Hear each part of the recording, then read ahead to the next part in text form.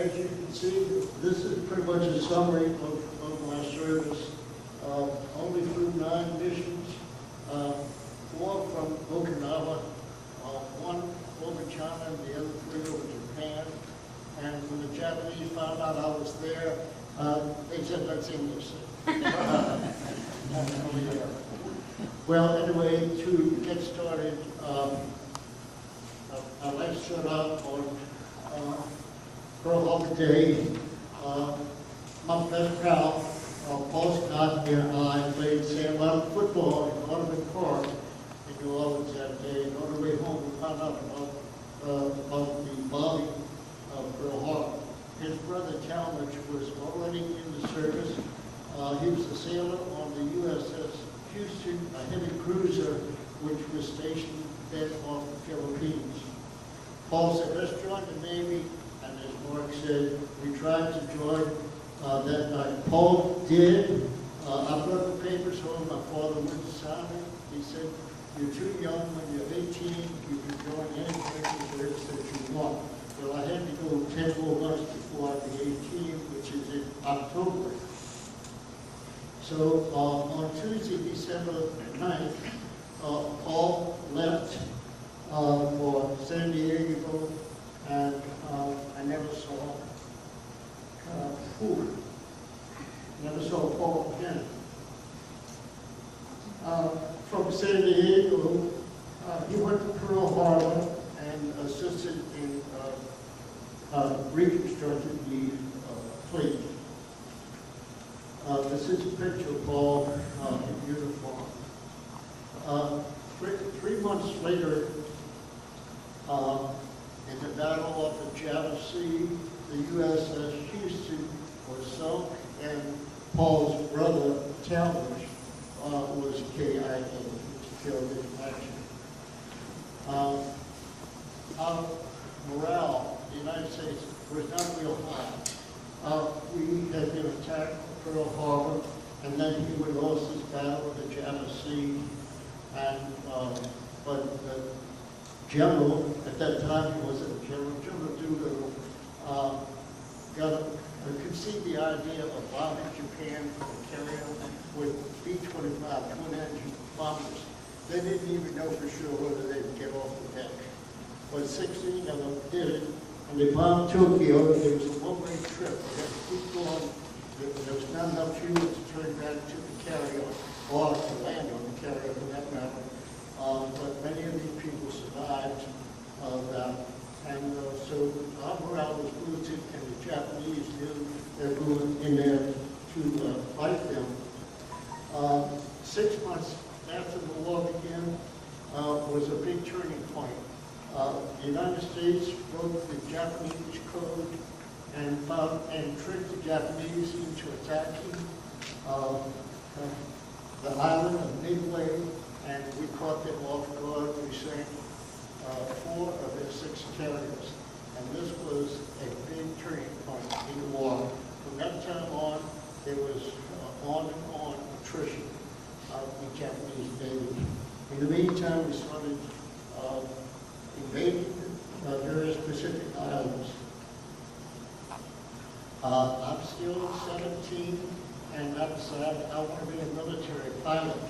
So I'm an office boy. I've saved up some money, and I take flying lessons, and I soloed a little Piper Cub airplane, and I have a student pilot license. When I'm 18, I go to Army Air Force and Navy Air Force recruitment, but I'm turned down because I'm congenitally colorblind, and you cannot fly in the military if you're colorblind. So I found out about a program called the Civilian Pilot Training Program that would take you with some degrees of disability. I was accepted for it, and it was called the Civilian Pilot Training Program, whereby you were being trained to be an instructor pilot, a glider pilot, or a ferry pilot. And the ferry pilots were designed to fly airplanes produced in the United States to England or to their ultimate destination. So I was accepted for the program, and had 40 hours of flight training in New Orleans, Grammar School, Loyola University, and from there I went to Moorhead, Mississippi, to Sunflower Junior College. I'm sure you all have heard of that football. But anyway, we were taught aerobatics, and it was fun. We were doing spins and slow rolls and snap rolls and loops and all kinds of things like that in the open cockpit with the goggles. They're almost back to the 20s, but it was a lot of fun. And on one occasion, I had the thrill of running out of gas when I was up 5,000 feet, about 5 miles from the field. And I knew I was low on gas, but I thought I could finish my exercises. So anyway, they were supposed to cut off the switch and glided in toward the field. And instead of going through the usual downwind, I cut it short, and I came in high, and from one of the maneuvers that we were in, I split the airplane in, made it drop fast, and got over the edge of the field, and made a safe landing. And some of the other students, like me, were out in the field, as well as the commanding officer. He got in the Jeep and he ran out, drove out to where the airplane stopped. It was not a runway, it was just a cow pasture. That was our airfield at some junior college. And I thought I was going to really catch him, but he turned me into a hero for a day. I guess it's because we saved the airplane. But anyway, that was a lot of fun. This program was discontinued because they had met all the needs of instructor pilots, ground pilots, and ferry pilots. And so I had to go then on to active duty, and I was inducted in Alexandria, Louisiana. I came Florida, had more shots, and I got a free haircut. They shaved my head. And then a couple of days later, I was transferred to Shepherd Field, Texas, in Wichita Falls.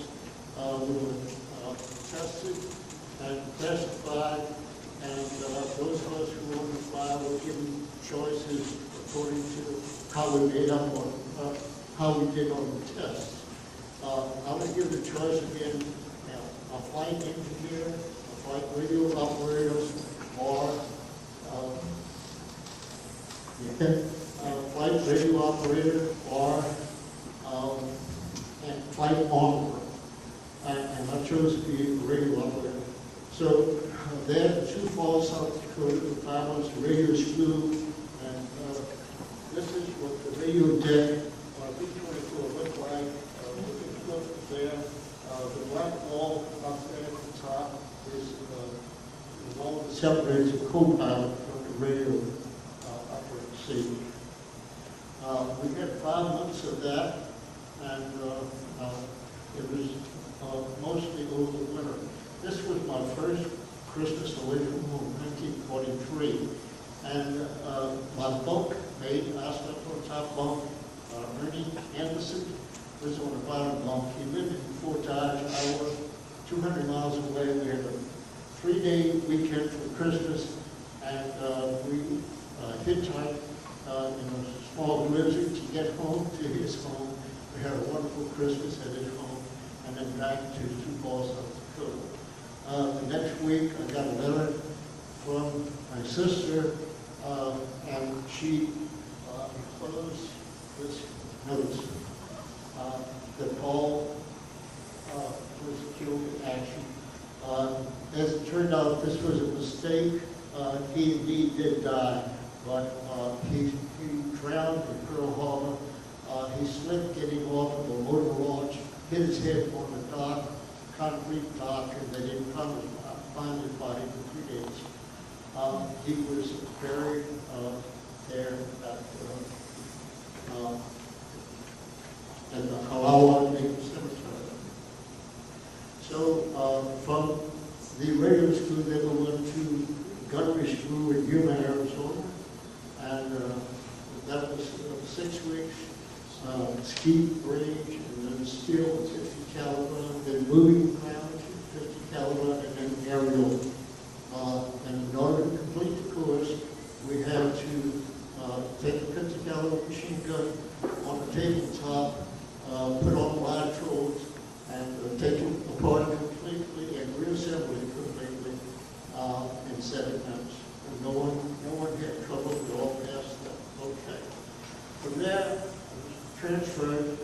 to, and this is what my position was over the targets.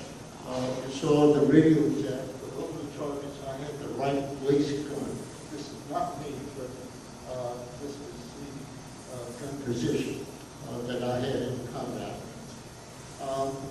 From there we were transferred to Muroc, California, in the Mojave Desert, which is now Edwards Air Force Base.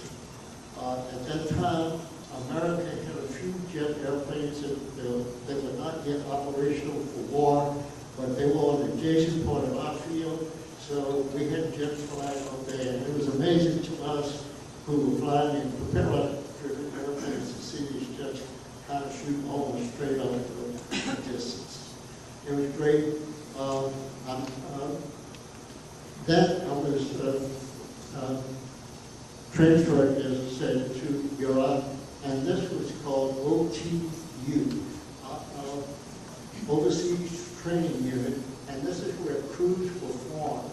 We had people come in from radio school, from pilot school, from engineering school, from armor school, and so forth, and crews were formed. 324 required 10 men, a pilot, a co-pilot, and then a bombardier, a navigator. All four of these were officers, and then 6 enlisted men, which was the flight engineer, radio operator, armor, and a nose gunner, tail gunner, and belly Albin. So we trained together there as a team, like a football team. Each of us had individual duties. I had made a good friend with a fellow called Ray Lasco. We were not on the same crew, but we were good friends. And we were 100 miles from LA, and we go in every third weekend. We have a 3-day weekend, and we go to Hollywood. We go to the USO, and they always had all kinds of things for us. One evening, Ray and I went out and we misbehaved, so we put us in jail. This is a picture of my crew, and I won't identify them all, but they were all real good guys. The navigator could not make that particular picture, but I want you to notice in the lower right-hand corner is Bob Taggart from Philadelphia.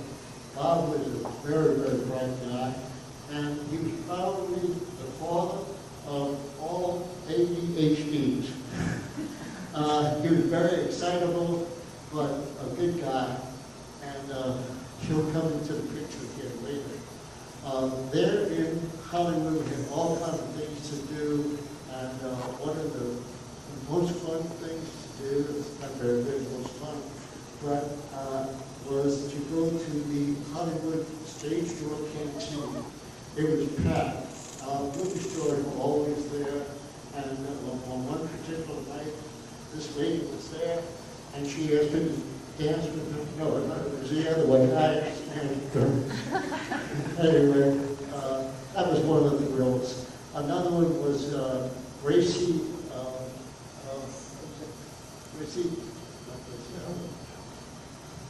Fields was a British actress and singer, and at the Stage Door Canteen one night, always noisy, she sang the Lord's Prayer, and it was so silent, and you could see tears dripping down the cheeks of many of the GIs. So we had a lot of fun there. While I was there, I was asked by some officers from headquarters to make a flight with them to Lincoln, Nebraska. Why they picked me, I don't know. These men did not have a crew, so they had to pick up a pilot, co-pilot, navigator, flight engineer, and radio operator. So those people who were always required to fly a beach. When we landed in a small snowstorm, they stayed overnight, and we would head back to Muroc the next day. Against weather advice, our pilot decided to do it. So we got partway, maybe halfway to Colorado, and the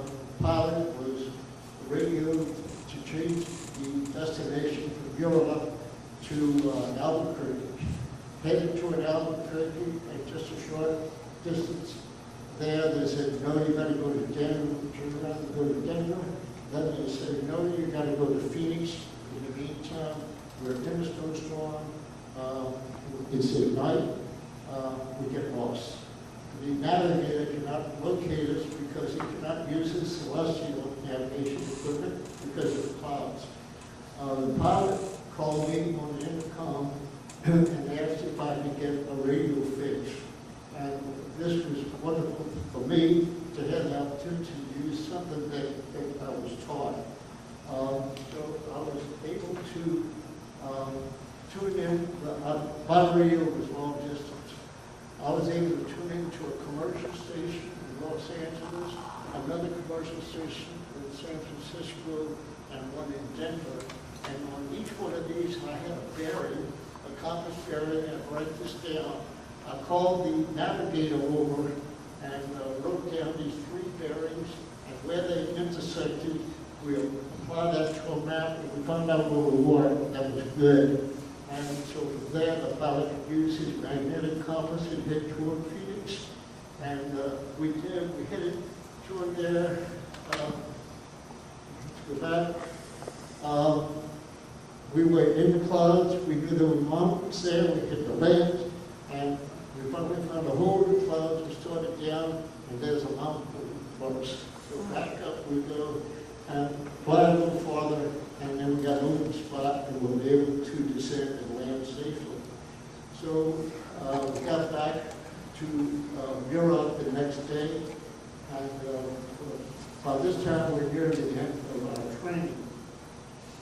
The desert was quite cold at night. There were 6 of us in a hut, double bolts on 3 sides, and then a door on the front side. It was quite cold. We had an oil stove in the center, and oil stoves were poor for heating, and sometimes they would go out and we'd have to stoke them with a rod, and they were also famous for exploding. So this one particular night, nobody would get up, finally got there, opened the door to stoke it. When I did, the stove blew.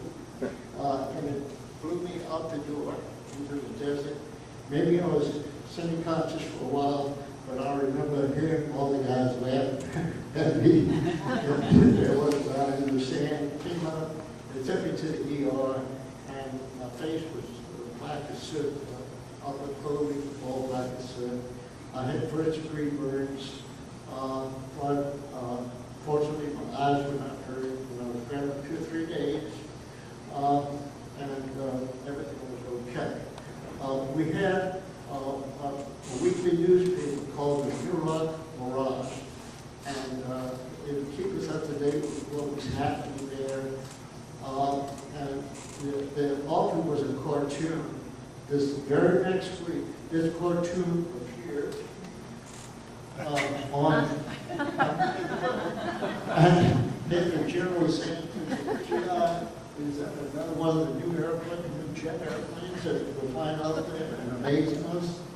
And the GI said, no, sir, just another oil stove explosion. If we looked real carefully, could that be me? Could that be me? Anyway, a little fun there. So when training was completed there, we were transferred. We had to go to Fort Lawton, Seattle, and to board a ship. And I had my first 7-day cruise. It was free, and it was to Hawaii. Can you imagine? You know the trouble is, it was a troop ship.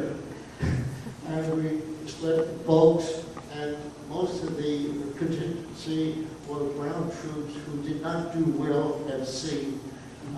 So that was a 7-day cruise. While we were there, we landed in Honolulu. We were greeted by the Voodoo Girls and a big band playing patriotic music. There was a truck convoy, about 10 trucks, waiting for the flyers for the Air Force part, and we got in the truck that took us to the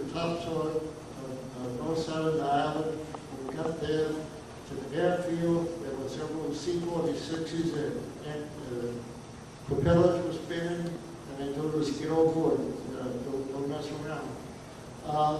We did not know what was happening then. This was when Iwo Jima was being fought, and so rumors started flying, we're losing the war, they need us right away to get up there.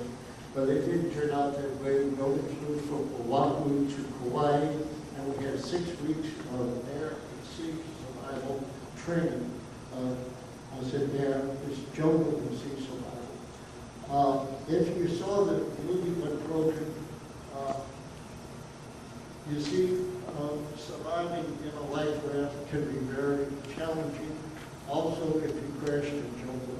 So we were taught for jungle survival, what plants we could eat, how to do lean tunes, make lean tunes and things like that.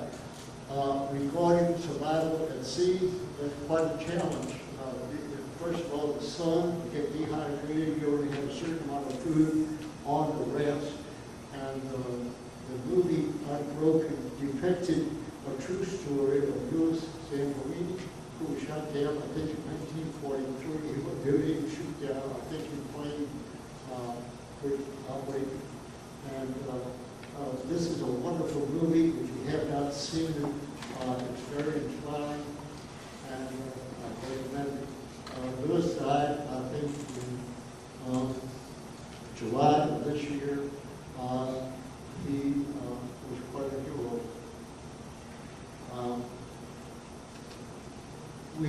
On each life raft, the assignment was 5 men for each one. I can't float, but we were taken 3 miles out offshore. We had 12 and 15-foot swells, no waves, big swells, and there are sharks around Hawaii. Dead in the silk rock. So we were told about that. The examination was conducted by the Coast Guard, and the Coast Guard commander had a megaphone with yellow instructions to it. There was also one of the seamen who stood by with a carbine in case any sharks showed up. So our duty was to jump into the water, flight suits, boots, everything, and inflate our main-west, swim to a life raft, and join the 2 life rafts together. Well, that was simple to do, except that I was the last one off, and I jumped in. I pulled the string from my main west, and it inflated. I lost it all, everything, because I failed to close my escape valve. So that made it harder for me. By this time, the rafts were drifting apart, and I had to try to swim to catch up. I was exhausted. Finally, when I got close to the raft, they tried to reach down and pull me up, and the Coast Guard commander says, "Don't you help that soldier. He's got to get over there by himself." So they had to quit. And I got there, and when I got to the edge of it, I was pulling on it, so I was tilting it. The nose gunner that I pointed out earlier, Bob Taggart, ADHD, he decided he would get off on the other side and counterbalance the raft, which was a good idea. And when he did, he knocked over a packet of yellow sea dye. Each raft had yellow sea dye, so that if you're at sea and you see an airplane nearby, you spill the sea dye and it spreads in the water and makes a huge yellow stain for the airplanes to see better and hopefully rescue you. Well, anyway, the negative part of the sea dye is that it attracts sharks. So, Bob Taggart was on the other side of the raft, I was on this side, I was exhausted. I could not lift my legs up to be able to get into the raft, but I kept going. I was down to about 1 ounce left of adrenaline fluid, and my leg kicked his leg under the raft, and Bob said, "Shark!"